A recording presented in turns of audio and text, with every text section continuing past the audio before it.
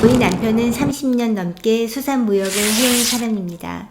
전 세계 해산물을 다루면서 성실과 신뢰로 일해왔어요. 그런 남편이 어느 날 모로코 장어 관련 일로 해서 텍사스 휴스톤에 있는 한국인 사업가를 알게 되었습니다. 그도 오랫동안 수산 사업을 해왔고 교회의 교인으로서 모로코 선교 사업도 했다면서 본인을 신실한 교인이라고 소개했습니다. 그런 그가 저희 남편 돈 2만 불을 갈취한 사건입니다. 그 사람은 남편의 돈 2만 불을 가져가려면 소송을 하라고 합니다. 그래서 제가 남편에게요, 아니 이 사람이 이렇게 소송하라고 떳떳하게 나오는 데는 이유가 있지 않냐. 그래서 당신이 혹시 놓친 어떤 실수한 부분이 있지 않냐고 좀 다시 검토를 하면 좋겠고, 그리고 되도록이면 조금 손해를 보더라도 타협을 하는 게 좋지 않냐고 제가 제안을 했어요. 왜냐하면 전쟁에서 이렇게 싸우잖아요. 그러면 이긴 사람도 피를 보잖아요. 그러니까 그 정신적인 스트레스와 많은 시간들이 이렇게 낭비되잖아요. 그래서 제가 그렇게 제안을 해서 남편이 저한테 이제 계약서와 그리고 그동안 그 사람하고 오고 간 그런 문자들을 저한테 보여줬어요. 그래서 제가 사건의 전말을 조금 더 이렇게 깊이 들어가서 알게 됐어요. 그러니까 그거를 다 보고 나서는 제가 오히려 남편에게 소송을 하라고 권했습니다. 그 이유는 그 사람이 거짓말을 했기 때문입니다. 그래서 LA에 있는 유명 변호사를 찾아갔습니다. 15분에 $100 이상인 그런 상담료가 장난이 아니잖아요. 그리고 이런 얘기를 하면 15분 갖고는 택도 안 되잖아요. 그래서 제가 빠른 진행과 이해를 돕기 위해서 이런 표를 작성해서 갔습니다.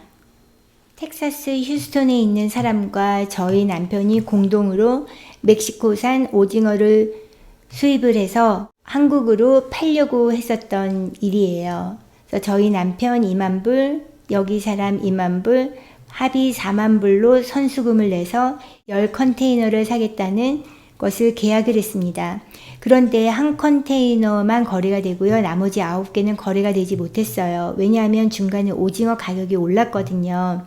근데 이거는 수산 거래에서 매우 흔한 일이라고 합니다. 콩, 커피, 옥수수 이런 현물 가격들이 항상 변동이 있거든요.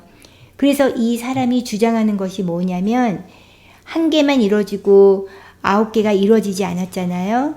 그러니까 미래에 일어날 이익을 당신 때문에, 우리 남편 때문에 자기는 손해를 봤다는 거예요.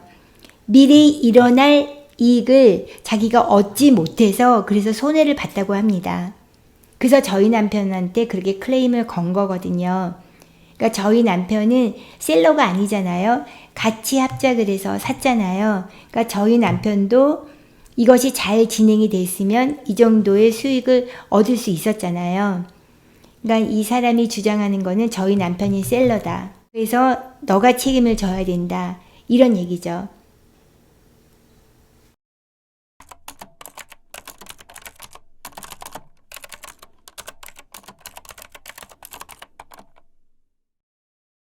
이 사람이 거짓말이라고 한 거는요. 첫째, 남편은 셀러가 아니에요. 오징어를 판 곳은 멕시코에 있는 오징어 공장입니다. 그리고 남편은 그 사람과 2만 불씩 같이 합작을 해서 공동 투자한 바이어입니다. 그리고 둘째는요. 거래를 중단하고자 한 사람은 휴스턴 그 사람이거든요. 그거는 기록에도 남겨져 있어요.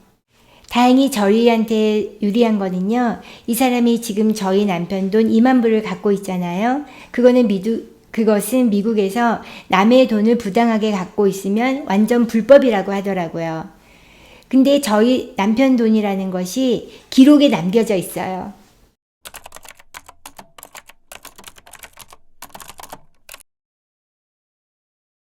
이 사람이 괘씸한 게 또 있어요. 그 소액 재판이 2만 불인데요.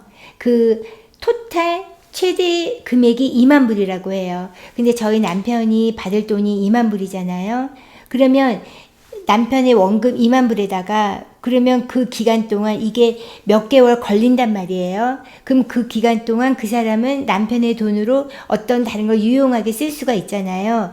이자를 청구할 수가 없어요. 그리고 변호사 비용도 청구할 수가 없어요.